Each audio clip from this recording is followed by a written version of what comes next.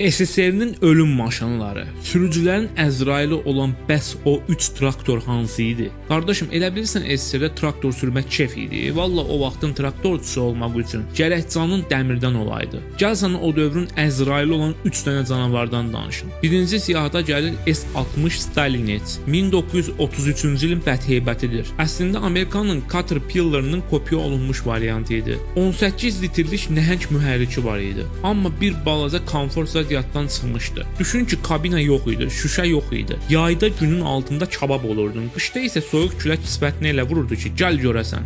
Mühərrikin səsi elə yüksək idi ki, traktorcu evə gedəndə deyingən arvadının səsini belə eşidə bilmirdi. Qulaqlar həyatla vidalaşmışdı sanki. Buzlu yol görəndə isə bu texnika artistlik eləməyə başlayırdı. İkinci işgəncə alətimiz T4A-dır. Güya bu müasir bir şey olmalı idi. Amma sürücülərin böyrək daşlarını tökmək üçün ən ideal bir texnika idi. Elə bir askı sistemi qoymuşdular ki, donmuş torpaqda gedəndə traktor elə sirkələnirdi ki, adamın daxili orqanlarının yeri dəyişirdi. Tırtılları isə nazlı gəlin kimi idi. Hər addım başı qırılıb küsürdü. Valla təmiri bir dərd idi. Təsküyü isə ayrı bir dərd idi. Adam işləməkdən yox, bu traktora dözməkdən yorulurdu. Və nəhayət gəlirik əfsanəvi nəhəngə. K700 215 at gücü. Elə bil beton vuran maşındır. Amma bu boybuxun həm də başına əməllicə bir bəla idi. Yumşaq yeri gördümü mən batıram deyib otururdu yerə. Ən qorxulu tərəfi isə sükanı idi. Biraz boşluq verdinsə və ya təkəri partladı mı və salam, işin bitdi. Bir də gördün traktor fırlanıram sənə qurban deyib açdı dərəyə. Əsl dəmir əjdaha idi. Amma hər an səni udmağa hazır bir əjdaha. Bu 3 traktorun birini sürməli olsaydın hansını seçərdin? Qulaq kar edən S60, sümük sındıran T4A-nı, yoxsa can alan nəhəng K700-ü? Şərhlərdə yazmağı unutmayın. Sabahki videonu qaçırmamaq üçün isə o əsrarəngiz barmaqlarınla videonu bəyənib kanalıma abunə olmağı unutma.